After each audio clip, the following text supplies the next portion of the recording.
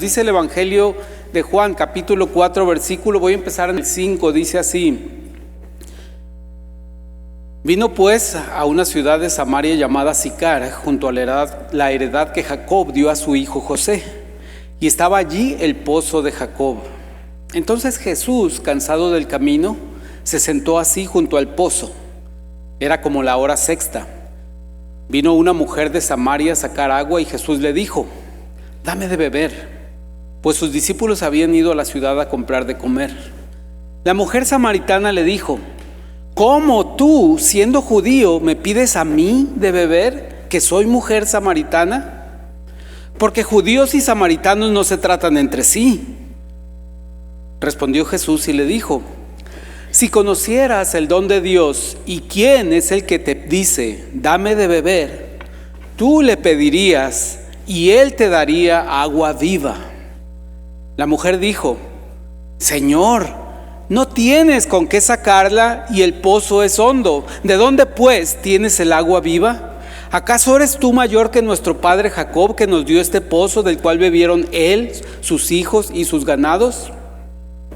Respondió Jesús y le dijo: Cualquiera que bebiere de esta agua volverá a tener sed, mas el que bebiere del agua que yo le daré no tendrá sed jamás, sino que el agua que yo le daré será en él una fuente de agua que salte para vida eterna. La mujer le dijo: Señor, dame esa agua para que no tenga yo sed, ni venga aquí a sacarla. Versículo 16. Jesús le dijo: Ve, llama a tu marido y ven acá. Respondió la mujer y dijo: No tengo marido.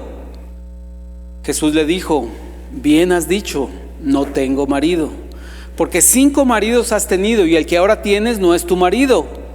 Esto has dicho con verdad.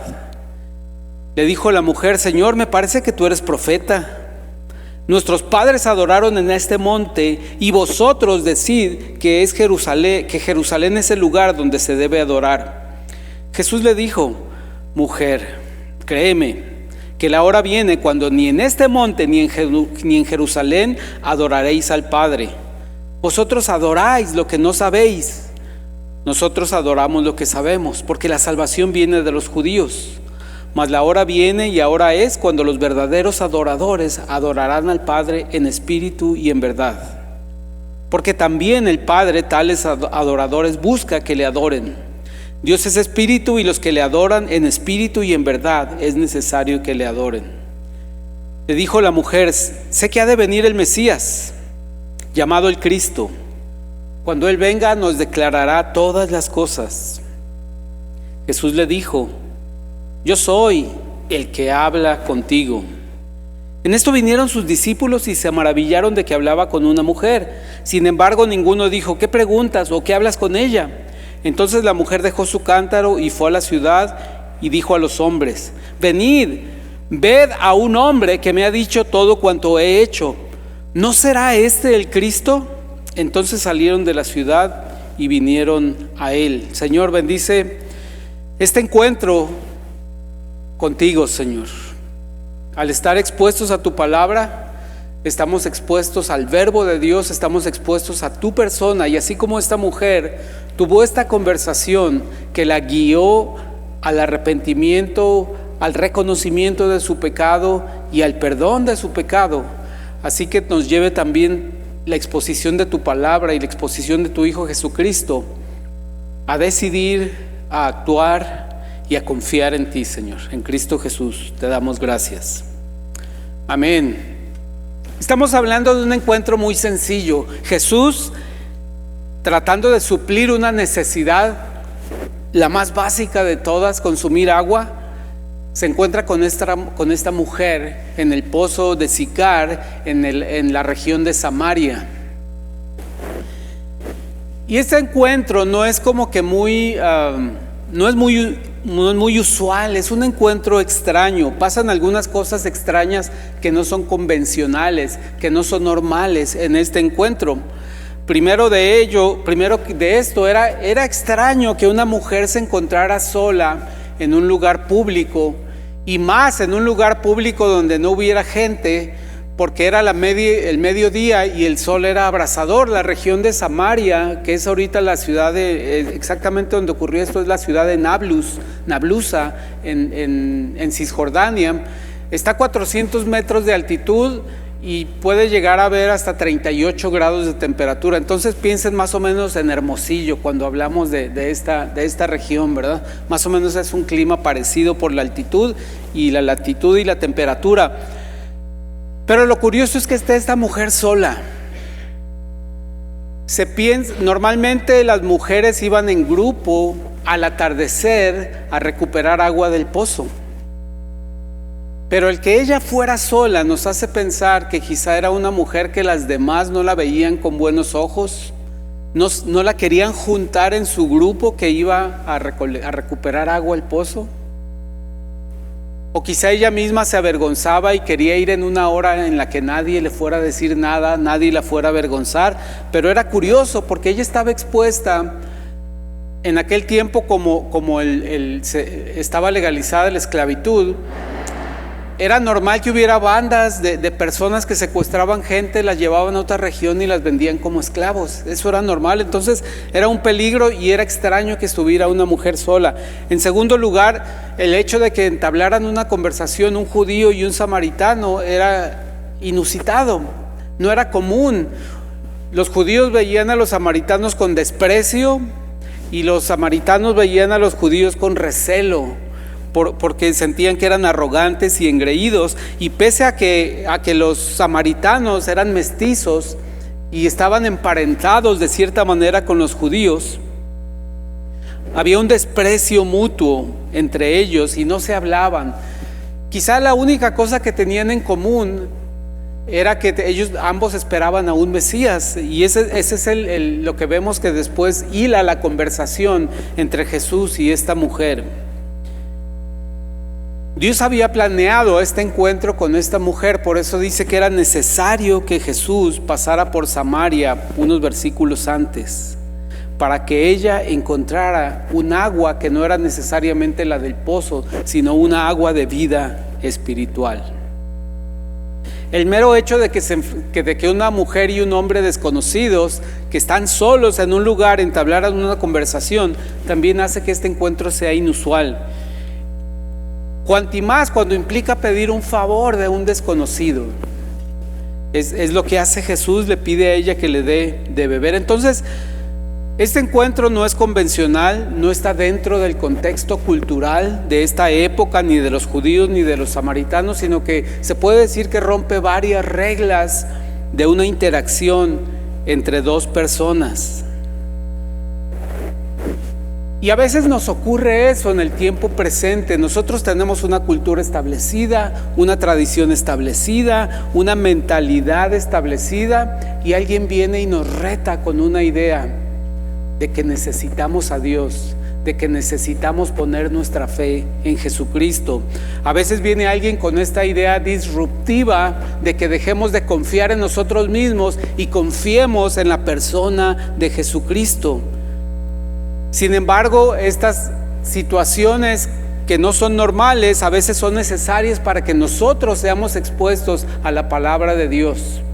El hecho de que a mí, siendo un joven ateo, me hablara una persona creyente acerca de Dios, pues de entrada le dije: no tiene cabida tu invitación y lo que me platicas, porque no he decidido no creer en eso. Sin embargo, el planteamiento se me hizo del Evangelio y Jesucristo llegó a entablar esta conversación con esta mujer.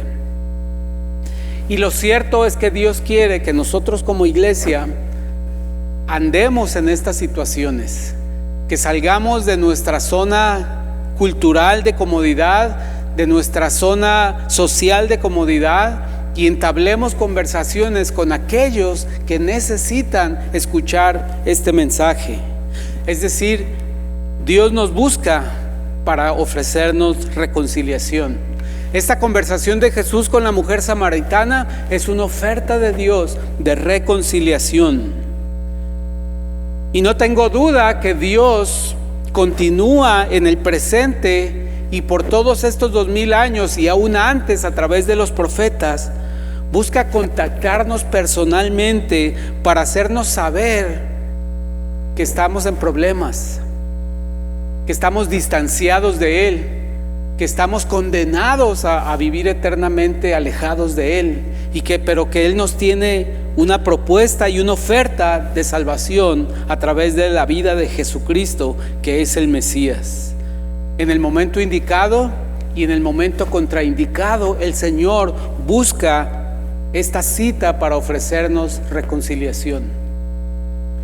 No sé si tú tengas presente cuándo ocurrió esta cita en tu vida, cuándo ocurrió este momento en que vino el Señor Jesucristo a decirte que tenías necesidad de un Salvador, que tenías necesidad de reconciliarte con Dios.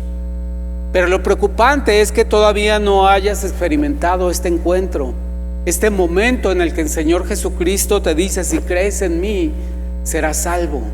Si crees en mí, serás perdonado y serás adoptado en la familia de Dios. Y es responsabilidad de la iglesia agendar estas citas para que Jesucristo se encuentre con las personas y puedan escuchar un mensaje de salvación. Pero qué hermoso que Dios tiene esta búsqueda incansable del alma que le necesita. Dios no deja fuera a nadie. Y si el Señor no ha regresado en pleno 2025, es porque Él es paciente y quiere que todos lleguen al arrepentimiento y quiere que su mensaje sea difundido en cada nación y en cada país. Dios nos busca, Dios te buscó en algún momento. Dios buscará a tus seres queridos para ofrecerles reconciliación y a lo mejor te utilizará a ti para agendar esa cita. Dice 2 de Corintios, capítulo 5, versículo 18, y todo esto proviene de Dios, quien nos reconcilió consigo mismo por Cristo y nos dio el ministerio de la reconciliación. Que Dios estaba en Cristo reconciliando consigo al mundo, no tomándoles en cuenta a los hombres sus pecados, y nos encargó a nosotros la palabra de la reconciliación. Nosotros estamos encargados de generar estas citas para que el Señor Jesús sea expuesto su mensaje y su evangelio a las personas que lo necesitan, aprovechando todo momento indicado y contraindicado. Ahora la Navidad es un momento indicado, es un momento propicio para presentar, para tener una palabra de ánimo, para tener una palabra acerca del motivo por el que Jesucristo vino a nacer a la tierra.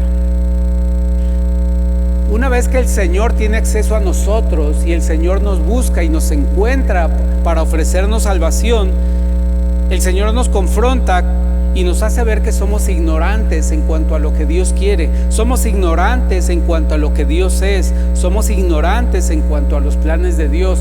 Cuando yo era un joven ateo, no tenía la más mínima idea de cuáles eran los planes de Dios para la humanidad, o para mí, o para alguien en específico.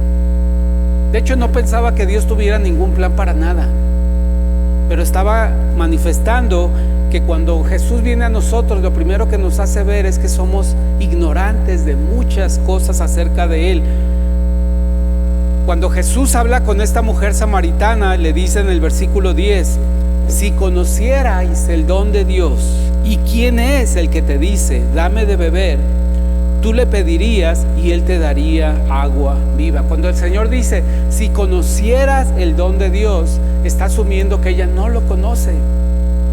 No conoce que Dios es un Dios de misericordia y que busca la salvación de la humanidad. Igualmente al presente, cuando llegamos a un encuentro con Jesús, ignoramos quién es Dios. De hecho, ignoramos que podemos dirigirnos a Él en búsqueda de ayuda. Ignoramos que Dios es un Dios accesible al quien le podemos pedir todas aquellas cosas que necesitamos y que ustedes pensaron al principio de este mensaje y que les pedí que meditaran. Seguramente esta mujer samaritana había aprendido a resolver sus problemas sola, incluso hasta iba a buscar agua sola, ¿verdad? No iba en compañía de otras mujeres. Tal vez se sentía excluida del grupo de mujeres por su conducta. Ella sabía que ni las demás mujeres, ni los hombres, ni un judío le iban a ayudar, porque ignoraba este principio de que Dios es un Dios que busca restaurar su creación, busca recuperar lo perdido. Es un Dios que no pierde algo y se da por vencido. Es un Dios que busca restaurar y rescatar a su creación. Quizá ella sabía que Dios era un Dios eterno, porque así le decían a Dios, el eterno. Quizá ella sabía que era un Dios perfecto en el cual no había ninguna falla. Quizá ella sabía que era un Dios omnipresente que podía escuchar y ver y discernir los pensamientos y los sentimientos de las personas. Pero quizá lo que ella ignoraba, y muchos de nosotros ignoramos por mucho tiempo, es que Dios es un Dios de amor compasivo. Y que el amor de Dios, la naturaleza amorosa de Dios, está ligada a sus demás atributos. Es decir, que su amor es compasivo, pero también es perfecto. Su amor es misericordioso, pero también es eterno. Su amor es misericordioso, pero también es omnipresente para todas las personas y está disponible para los samaritanos, para los tarahumaras, para todo mundo. Esta mujer ignoraba que Dios era un recurso, era una persona a quien le podía pedir ayuda. Por eso dice Jesús: si conocieras el don de Dios, que es la salvación, ¿y quién es el que te dice dame de beber? O sea, yo, el Salvador. Si así lo hicieras, tú le pedirías y Él te daría agua viva. Pero el Señor conocía que ella ignoraba esto. Ignoraba la naturaleza de Dios, que Dios era un Dios misericordioso que buscaba la salvación de las personas. Ignoraba también que Él era el Salvador, un enviado de Dios. Dice Romanos 3:11, no hay quien entienda, no hay quien busque a Dios. En esa ignorancia no buscamos a Dios. Podemos vivir una vida completa y no vamos a tener la iniciativa de buscar a Dios, si no es porque Él nos encuentra y nos busca y nos concerta esta cita en un pozo, en una biblioteca, en un parque, en un centro de trabajo, en un gimnasio, en la calle. Afortunadamente para aquellos que hemos creído, nosotros sí podemos cambiarle el tiempo a este versículo. Los que hemos creído en Cristo podemos cambiarle el tiempo a esto que está en rojo. Para nosotros no es si conocieras el don de Dios. No es una posibilidad. Si conocieras el don de Dios, quienes hemos puesto nuestra fe en Jesucristo, quienes hemos confiado en Él y le reconocemos como Señor y Salvador, sí conocemos el don de Dios. Y como sí conocemos el don de Dios y sí conocemos a este Salvador, entonces podemos cambiarle el tiempo a la segunda frase. No es tú le pedirías y Él te daría. No, nosotros podemos cambiarle el tiempo para que diga: si conoces el don de Dios, pídele y Él te dará agua viva. Hermanos, si conoces la salvación de Dios, pídele y Él te dará agua viva. Es decir, quitará esa ignorancia y traerá conocimiento de Dios a tu vida. Pero aquí lo importante es que hay un verbo importante que es pídele. Pide porque Dios es un Dios generoso. Pide porque Dios no es un Dios que especula con las cosas que Él tiene. Es un Dios generoso, lo podemos ver en la creación. Es interesante que uno puede pretender que ya vio muchos lugares en el mundo personalmente, físicamente o a través de un video, porque ahora los drones nos dan acceso a lugares que antes muy pocas personas podían llegar a ver, y ahora lo hace con una definición que es similar a la que tienen nuestros propios ojos. Y sin embargo, el Señor tiene esta propuesta para nosotros: si me conoces, pídeme y yo te daré agua viva. No te daré gotas, no te daré un vasito, te daré un manantial que fluye y brota y rebosa esta agua. Esa es la oferta que tiene el Señor para nosotros. El creyente sí puede pedirle y recibirá agua viva. Pero desafortunadamente esta mujer no conocía. Por eso el Señor le dice: si conocieses acaso el don de Dios, Le pedirías y Él te daría agua viva, pero no lo conoces, no sabes quién soy, por eso no me pides agua viva. Jesús dijo más adelante en el capítulo 7:37, volvió a hacer esta oferta de traer conocimiento de Dios a la vida de las personas. Dijo en el Juan 7:37, Jesús se puso en pie y alzó la voz diciendo: si alguno tiene sed, venga a mí y beba. El que cree en mí, como dice la Escritura, de su interior correrán ríos de agua viva. Y hermanos, esta agua viva no es el agua que la mujer quería sacar del pozo, no era el agua con la que iba a preparar alimentos, no era el agua con la que iba a lavar utensilios. Esto que dice el Señor, en su interior correrán ríos de agua viva, es vida espiritual. Por eso cuando nos encontramos al Señor Jesús, Él nos da vida espiritual. Es la oferta del Señor Jesús, rescatarnos de la condenación del pecado y darnos vida espiritual que es eterna, y darnos vida espiritual que es una reconciliación con Dios y es una adopción en la familia de Dios. Jesús vino a darnos vida espiritual, vino a encontrarnos, a buscarnos para rescatarnos. Después nos dijo: pero sin embargo tú eres ignorante de quién soy yo. Por eso me doy a conocer, y me doy a conocer como tu Salvador, para darte vida espiritual. Es la tercera cosa que vemos en esta entrevista con esta persona, con la mujer. Dice el versículo 11, la mujer dijo: Señor, no tienes con qué sacar el agua y el pozo es hondo. ¿De dónde tienes agua viva? O sea, agua de manantial, agua que está continuamente fluyendo. ¿Acaso eres mejor que el dueño de este pozo, que Jacob?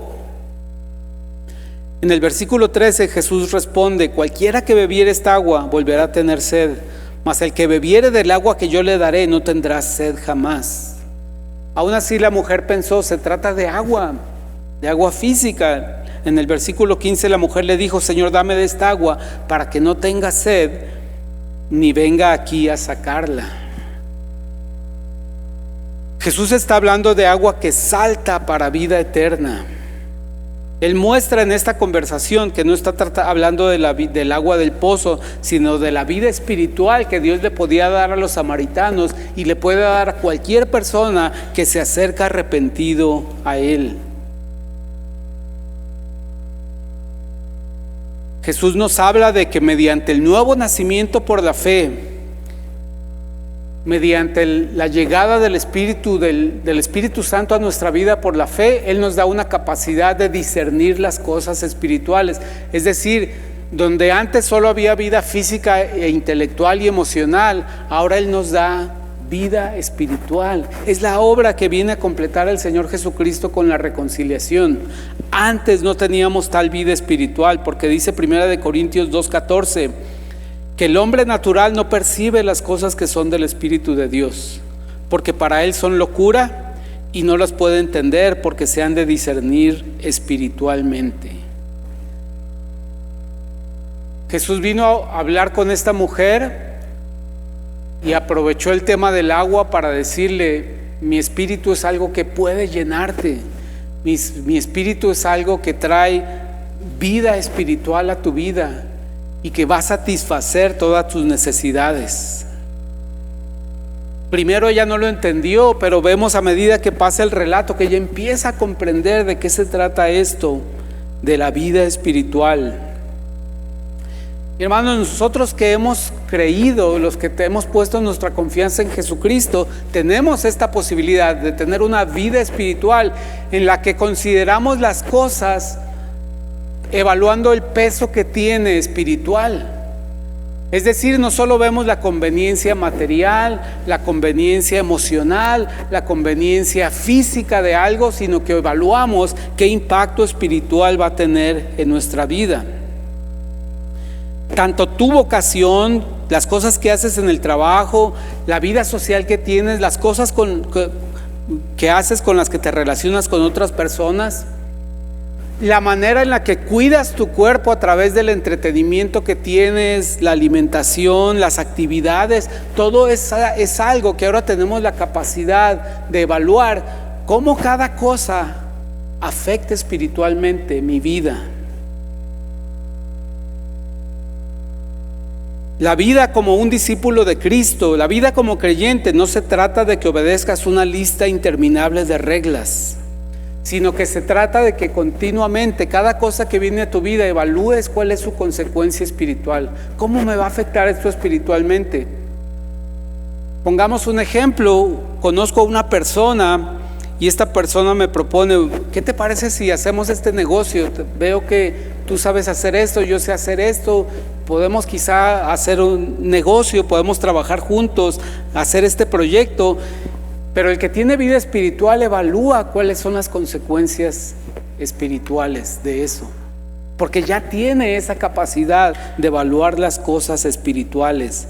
No se trata de que si me junto o no con esa persona, no se trata de que si me asocio o no con esa persona, se trata de pensar: tengo vida espiritual y la tengo que cuidar, y tengo que averiguar qué cosas enriquecen mi vida espiritual y cuáles la deterioran. Y teniendo una vida espiritual, cuando Jesús nos ofrece esta agua de manantial, esta agua que cuando venimos a beber de Él, y dice que le daré agua viva que rebosará en su vida, lo hace para que con esta vida espiritual podamos perseverar en santidad. Es la cuarta cosa que vimos en el caso de esta mujer. Esta mujer llegó a un proceso de pensar en la conveniencia de agua, de tener agua disponible. Cambió a la conciencia de qué es lo que estaba pasando en su vida, cómo estaba manejando su vida sentimental, su vida conyugal, los problemas que eso le había acarreado. Porque cuando ella le dijo: Señor, sí, dame de esa agua, el Señor Jesús le dice en el versículo 16: ve y llama a tu marido y vengan acá. No la acusó de nada, no le dijo: tú eres culpable de esto, aquello y lo otro, sino simplemente le dijo: ve y llama a tu marido. Y en ese momento ella misma se dio cuenta de su propia condición, se dio cuenta de su propia necesidad, se dio cuenta de que había un asunto espiritual en el cual ella estaba infringiendo la ley de Moisés, y dijo: no tengo marido. Jesús le dijo: bien has dicho, no tengo marido, porque 5 maridos has tenido y el que tienes ahora no es tu marido. Esto has dicho con verdad. Es decir, el Señor estaba trayendo claridad a este asunto acerca de la vida inmoral de esta mujer, sin culparla, sin juzgarla. Ella misma dijo: no tengo marido.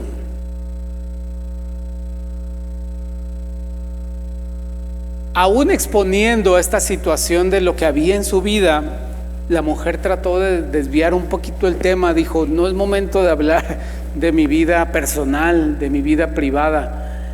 Creo que mejor le digo a este hombre que es un profeta.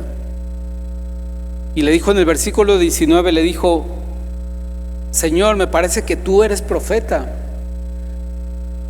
Sin darse cuenta que los profetas realmente hacían eso, señalaban el pecado de los reyes de Israel. Y por eso muchos de ellos fueron muertos, porque le decían a los reyes: estás transgrediendo la ley de Dios con tus malas decisiones.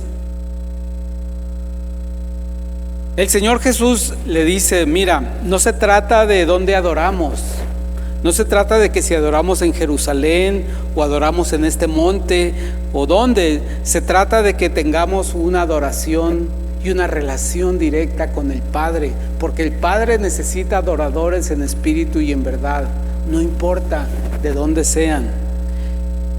La hizo ver que esta situación que había en su vida, por quién sabe cuánto tiempo, había tenido estos 6 maridos, 6 parejas. Ella entendió que eso era algo incorrecto delante de Dios y trató de no encubrirlo, porque dice Proverbios 28:13: el que encubre sus pecados no prosperará, mas el que los confiesa y se aparta alcanzará misericordia. Y ella empezó a experimentar la realidad de que necesitaba no solamente el agua del pozo, sino se necesitaba un agua que la limpiara de su pecado, que le permitiera tomar decisiones diferentes, que quitara ese obstáculo y le permitiera adorar al Padre, como le dijo Jesús, adorar al Padre en espíritu y en verdad, sin la mentira del pecado. Entonces, de cierta manera, en un giro muy sutil, ahora está enfrentando a la mujer con su pecado. Y esto es porque Cristo nos da vida espiritual para discernir que existe esto que se llama pecado. Ahí comienza la vida espiritual que Dios nos da, cuando el Espíritu Santo nos hace ver lo que tú estás haciendo no son decisiones tácticas, no son decisiones de tu vida sentimental. Lo que estás decidiendo no son meras situaciones de tu vida, no son errores, no son rachas, no son malas rachas, es pecado. Y eso te separa de Dios, y eso impide que exista una reconciliación y que tú puedas adorar al Padre en espíritu y en verdad. La vida espiritual que Cristo nos da nos permite agradarlo a Él y apegarnos a Él y apegarnos a sus planes, de manera que sentimos convicción y satisfacción al hacerlo. La vida espiritual no es para sentirnos esclavos de una religión y decir tengo que cumplir con A, B, C, D, E y F y no puedo hacer esto y no puedo hacer aquello. La vida espiritual es para ser sensibles a todas aquellas cosas que afectan mi vida espiritual y entender qué cosas le agradan a Dios, perseguir esas cosas y experimentar el gozo de hacerlas para agradar a Dios. Esa es la vida espiritual que el Señor nos ofrece. Y esta relación con Dios y la vida nueva que nos ofrece Cristo nos dan esta capacidad de ser transformados poco a poco, porque poco a poco el Espíritu Santo nos va convenciendo. Manuel, no hagas eso no le agrada a Dios. Ya te diste cuenta, ¿verdad? Te trae problemas, pero no le agrada a Dios. Sí me doy cuenta y tengo que hacer algo, y lo hago por agradar a mi Señor, y es algo que me produce gozo, acercarme y apegarme a Él al crecer en santidad. Ahora tenemos esta capacidad, porque tenemos vida espiritual, de arrepentirnos y pedir perdón, de experimentar perdón y experimentar crecimiento en el Señor como un acto natural y cotidiano en nuestras vidas, no como un acto que es siempre sacrificial. Ay, dejaré de hacer esto porque el Señor me lo demanda. No quiero, pero el Señor me lo demanda. No, se trata de sentir la convicción. Quiero dejar de hacer esto porque quiero agradar a mi Señor. Eso es la vida espiritual. Y es importante este aspecto, hermanos, que la vida espiritual que Jesucristo nos viene a ofrecer nos ayuda a perseverar e ir dejando el pecado. Y es tan grave que el escritor de Hebreos le dice en el capítulo 12, versículo 4, que es necesario combatir contra el pecado en nuestra vida. No solo evaluar espiritualmente las cosas, sino que llegado el momento, combatimos con el pecado, combatimos contra esas ideas que nos hacen tomar malas decisiones, combatimos contra esas ideas incorrectas, combatimos contra esas ideas destructivas. Y le dice a los hebreos en el capítulo 12, versículo 4, porque ustedes aún no han combatido hasta la sangre, no han resistido hasta la sangre, combatiendo contra el pecado. Es decir, que el autor esperaba y había experimentado combatir con el pecado hasta la sangre, hasta las últimas consecuencias, porque vale la pena perseguir la santidad. Llegará un momento en que será una lucha, llegará un momento en que será una batalla, pero el Señor está con nosotros para permitirnos combatir contra el pecado. ¿Cuál fue la consecuencia de esta progresión que vimos en esta entrevista? Es decir, nos dimos cuenta que al llegar Jesús con esta mujer, Dios estaba buscándola para ofrecerle reconciliación. Después la enfrentó con su propia ignorancia y le dijo: tú ni me conoces, ni conoces cuál es el favor de Dios, el don de Dios. Después le dijo: pero yo te puedo darte una vida diferente, puedo darte vida espiritual, un agua que sacia toda la necesidad, no el agua del pozo. Y con esa vida espiritual puedes cambiar de dirección tu vida, abandonar el pecado y agradarme a mí. Estas 4 cosas pasaron en esta entrevista y el resultado fue increíble, porque dice más adelante, no lo leímos, pero está en el versículo 27, dice, el versículo 39, perdón, el 27 sí lo leímos. El 27 fue cuando regresaron los discípulos y la mujer fue a anunciar a la ciudad que había encontrado al Mesías. Pero el versículo 39 dice cuáles fueron los resultados de este encuentro, no solo en la vida de la mujer, sino qué pasó ahí en Samaria. Dice el versículo 39: y muchos de los samaritanos de aquella ciudad creyeron en él por la palabra de la mujer, que daba testimonio diciendo: me dijo todo lo que he hecho. Este hombre conocía mi pecado, este hombre conocía mis faltas y me ofreció perdón. Este hombre conocía mis deficiencias, mi necesidad, y la sació y me reconcilió con Dios.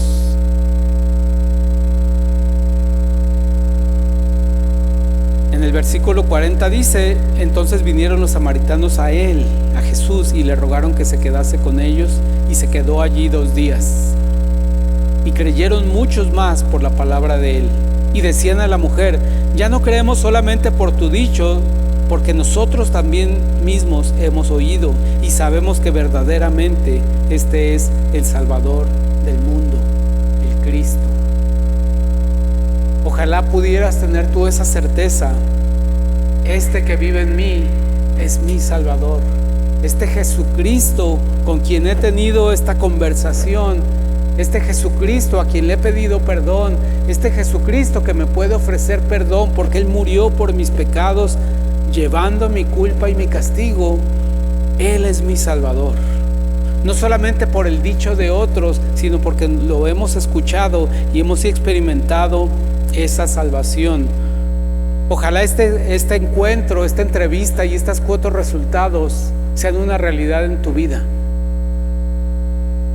Ojalá haya ocurrido esta cita con Cristo en tu vida, donde reconociste que ignorabas muchas cosas acerca de Él, donde entendiste que Él quería darte vida espiritual porque estabas muerto espiritualmente, y que una vez con vida espiritual, habiendo confiado en Él, te dijo: y puedes caminar junto a mí, puedo ser tu Señor, puedes ser mi discípulo y puedo llevarte a perseverar en una vida de santidad agradable a Dios. Que el Señor nos permita ser buenos testigos y buenos agendadores de estas citas con las personas que están a nuestro alrededor. Que podamos transmitirles esta necesidad de conocer a este Salvador que vino a nacer entre nosotros. Oremos. Padre bendito, gracias por tu amor lleno de misericordia y compasión, tu amor paciente. No entendemos cómo un Dios eterno, perfecto y omnipotente y omnipresente puede amarnos personalmente y específicamente a cada uno de nosotros. No solo los que estamos vivos en este momento, sino aquellos que nos precedieron y a los que vendrán. Eres un Dios con una fuente de amor inagotable. Señor, que esta certeza nos lleve a compartir de esta agua que corre en nuestro interior, de estos ríos de agua viva, donde no hay sequía, donde no hay temporadas, donde siempre tu Espíritu Santo puede suplirnos de lo necesario para tener una relación contigo significativa, continua, verdadera, y que da ejemplo a los demás y que anuncia a los demás que esta salvación está accesible para todos. Gracias, Padre, en Cristo Jesús.